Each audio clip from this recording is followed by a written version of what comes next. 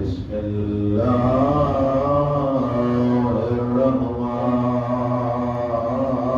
الرحمن الرحيم الحمد لله رب العالمين والعاقبة للمتقين والجنة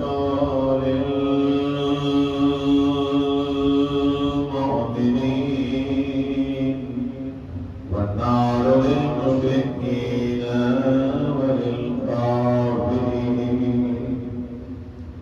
والصلاة والسلام على أشرف الأنبياء والمرسلين وخاتم النبيين أبي القاسم محمد صلوات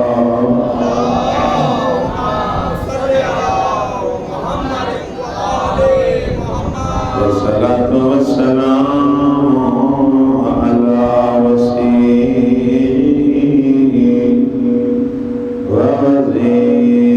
ووزيره وغلامه علي بن أبي طالب بلند الصلوات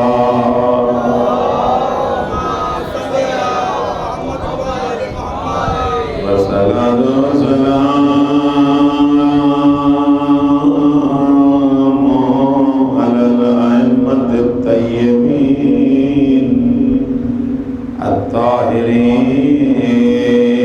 الطاهرين المعصومين لا سيما بقية الله في الأرضين روحي وأرواح العالمين لتراب مقدم الفداء واللعنة الدائمة على أعدائهم أجمعين أما بعد فقد قالت زينب سلام الله عليها ما رأيت إلا جميلا صلوات الله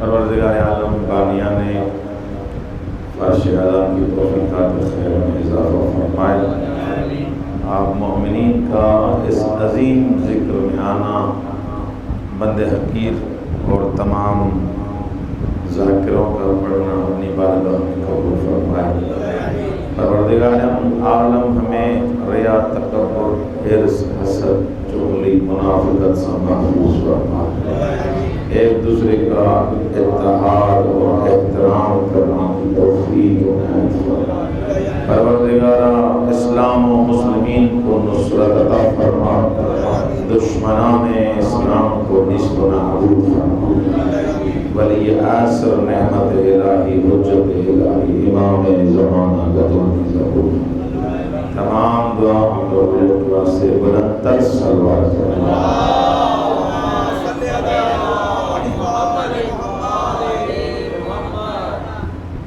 میں اپنی گزارشات میں مسلسل جناب زینب کبریٰ نائبۃ الزہراء شریکۃ الحسین حضرت عقیل بنی ہاشم کا مشہور جملہ تلاوت کر رہا ہوں بی بی فرماتی ہیں اے ابن زیاد تم کیا سمجھتے ہو کہ میرے بیٹے قربان ہو گئے میرا بھائی قربان ہو گیا وہ شہید ہو گئے میں زینب ام المصائب ہوں لیکن یہ سارا ماجرا جو میں نے کربلا میں دیکھا ما رأیت الا جمیلا جو کچھ بھی میں نے کربلا میں دیکھا جمال پروردگار تھا سارا جمال تھا یہ کون سا جمال تھا کربلا ہمیں کیا سکھاتی ہے کربلا کی زیبائی کربلا کی خوبصورتی معنوی اس کا کون سا پہلو ہے جو آپ کو اور مجھے ہم سب کو معنوی حساب سے مضبوط کرنا چاہتا ہے، وہ کون سا پہلو ہے؟ وہ معنوی پہلو کون سا ہے؟ کل ہم نے بیان کیا کہ امتحان اللہ کی سنت ہے، اللہ کا قانون ہے، بغیر امتحان کے کسی کو کوئی مرتبہ نہیں ملتا، کسی کو کوئی مقام نہیں ملتا، کسی کو کوئی حیثیت نہیں ملتی۔ عام آدمی تو اپنی جگہ، انبیاء سے بھی اللہ امتحان لے کے ان کو مقام عطا کرتا ہے۔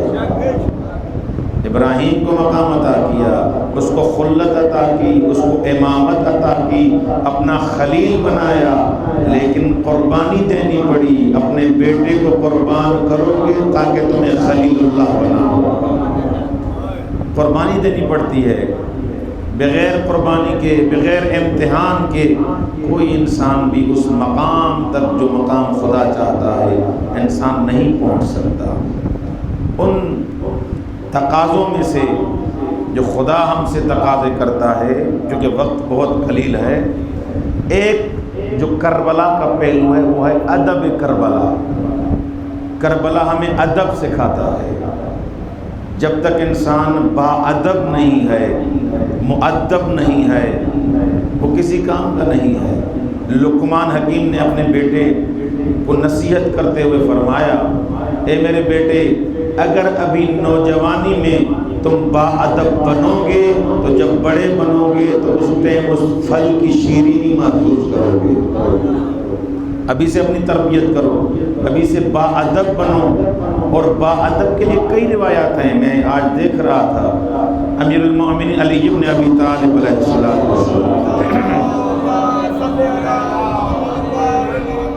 کہ رسول خدا نے امیر المومنین کی تربیت کی، مولا علی کو با ادب بنایا، جیسے اللہ نے رسول کی تربیت کی، رسول نے علی کی تربیت کی۔ یہ ادب، حتیٰ کہ مولا امام حسن مجتبی علیہ السلام کو جو مولا وصیت کرتے ہیں امیر المومنین، اس میں مولا فرماتے ہیں، اے میرے بیٹے حسن، تمہیں با ادب بننا ہے۔ اور یہ نصیحتیں ایسے نہیں کہ اہل بیت علیہ السلام تو معصوم ہیں، وہ عصمت کبریٰ بھی فائز ہیں، ان کا ایک ایک جملہ نمونۂ عمل ہے کہ باپ کی ذمہ داری ہے کہ اپنے بیٹی اپنی بیٹے کو با ادب بنائے۔ ایک جو حق رسالت الحقوق میں امام سجاد علیہ السلام نے ادب کے بارے میں بیان فرمایا ہے، مولا فرماتے ہیں کہ باپ پر ذمہ داری ہے کہ اپنی اولاد کا نام اچھا رکھے، اور دوسرا حق یہ ہے کہ اس کو با ادب بنائے، بڑوں کے ساتھ کیسے پیش آئے، چھوٹوں کے ساتھ کیسے پیش آئے، والدین کے ساتھ کیسے پیش آئے، خدا کے سامنے کیسے پیش آئے۔ یہ با ادب بنانا اس کے وجود میں نہیں ہے، تمہیں سکھانا پڑے گا، تمہیں تربیت کرنی پڑے گی۔ آقا فرماتے ہیں کہ ادب کی اقسام کو اگر انسان لے کے چلے، سب سے پہلے خدا کی بارگاہ میں ادب کیسے انسان کرے، اللہ کے سامنے انسان کیسے باادب بنے۔ جیسے بزرگان فرماتے ہیں کہ ہم جو دعا کرتے ہیں نا خدا سے، ہم جو دعا مانگتے ہیں اس میں ہم بے ادبی کر رہے ہوتے ہیں، بسا اوقات ہم شکوے کر رہے ہوتے ہیں، دعا نہیں کر رہے ہوتے۔ خدایا اس کو دیا ہمیں نہیں دیا، خدا اس کو دیا ہمیں نہیں دیا، اتنا مانگ رہا ہوں پھر بھی نہیں دیا۔ خدا کے ساتھ تجری کرنا، جسارت کرنا بندے کے اسلوب میں نہیں ہے۔ حتیٰ کہ امیر المومنین جب مناجات امیر المومنین آپ پڑھیں گے، اس میں مولا فرماتے ہیں الہی مولایا مولایا انت الاعلی انا الفقیر هل يرحم الفقیر الا الاعلی۔ پروردگارا میں فقیر ہوں، میں علی فقیر ہوں، تو غنی ہے، غنی ہی فقیر پہ رحم کرے گا۔ ادب سکھا رہے ہیں کہ خدا سے کیسے انسان پیش آئے، علامہ طباطبائی سید ابن طاؤس ہمارے مکتب کے بڑے عالم دین، وہ فرماتے ہیں جب میں خدا کا میں نام لکھتا تھا اس کے سامنے جل جلالہ لکھتا تھا۔ کیوں جل جلالہ لکھتا تھا؟ کہ مجھے گوارا نہیں کرتا کہ خدا کا نام میں بغیر جل جلالہ کے لکھوں۔ یہ ادب ہے۔ اہل بیت علیہ السلام کے نام، خدا کا نام انسان ادب کے ساتھ لکھے۔ بس اوقات ہم عین دے دیتے ہیں، سواد دے دیتے ہیں، جلدی ہوتی ہے۔ جب مانگنا اس سے ہے تو جلدی کس بات کی ہے؟ جتنا با ادب بنو گے اتنا خدا نوازے گا، اتنا آپ کے وجود کو منور کرے گا۔ خدا کے محضر میں انسان کو با ادب بننا چاہیے۔ دوسرا، رسول خدا کے محضر میں انسان کو مؤدب ہونا چاہیے کہ رسول خدا صلی اللہ علیہ وآلہ وسلم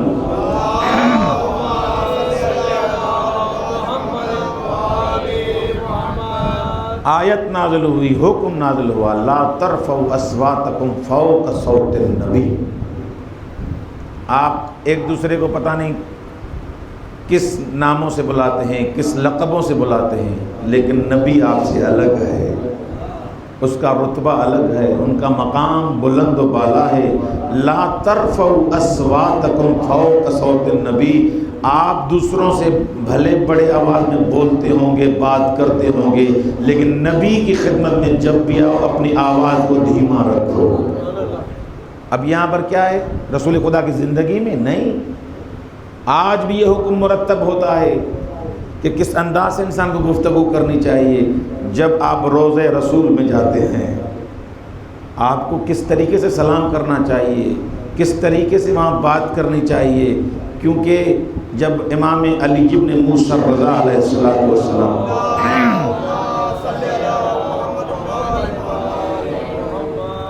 کی زیارت آپ پڑھتے ہیں، مولا کے محضر میں جب آپ جاتے ہیں تو وہاں جملے ہیں، تسمعو، اے امام رضا مجھے یقین ہے جو میں مانگ رہا ہوں آپ سن رہے ہیں،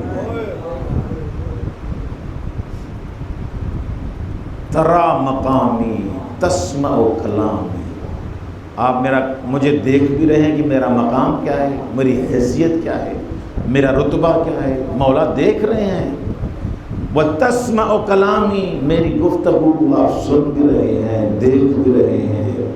جب امام سن رہا ہے، دیکھ رہا ہے، امام شہادت کے بعد بھی ہمارا عقیدہ ویسے ہے جیسے حضور کے عالم میں تھے، تو انسان جب زری پہ جائے، عتبات عالیہ پہ جائے تو انسان باادب بن کے جائے۔ اگر انسان کو موقع ملے، مثلا اگر کسی کو کہا جائے کہ آج امام زمانہ سے ملاقات ہونی ہے، اللہ ہمیں نصیب فرمائے، تو انسان کیسے جائے گا؟ نہ سلام کرے گا، نہ اذن دخول پڑھے گا، نہ وضو کرے گا۔ عام کسی مولوی سے، کسی بزرگ ہستی سے انسان ملنے جاتا ہے تو انسان کی وجود کی کیفیت کیا ہوتی ہے، دل کی کیفیت کیا ہوتی ہے، اپنے آپ کو سنوارتا ہے، اپنے آپ کو مرتب کرتا ہے، کوشش کرتا ہے کہ زبان سے کوئی ایسا لفظ نہ نکلے۔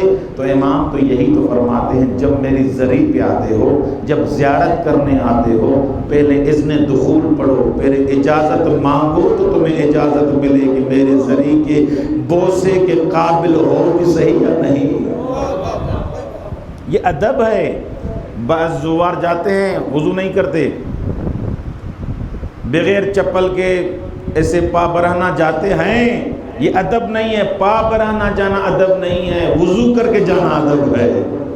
انسان وضو کر کے جائے، اس کے آداب ہیں، زری پہ جانے کے آداب ہیں۔ جیسے انسان امام کے محضر میں جاتا ہے باادب بن کے، اسی طرح حسین کی مجلس میں آنے کے بھی آداب ہیں۔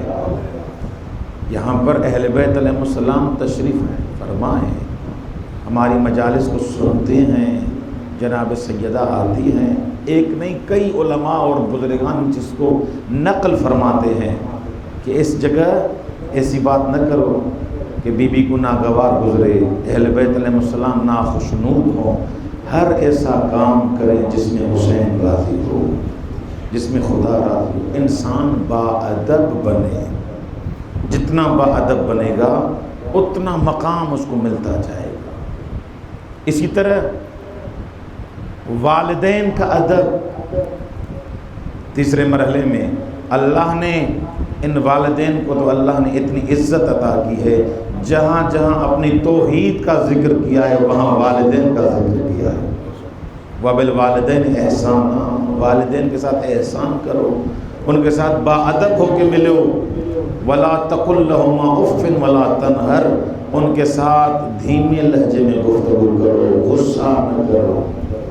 اگر غصہ کرو گے خدا ناراض ہو جائے گا۔ ادب والدین یہ ہے کہ انسان والدین کے ساتھ حسن سلوک کرے، ان کو جس چیز کی ضرورت ہو وہ چیز ان کو دے۔ ایک صلوات پڑھے محمد۔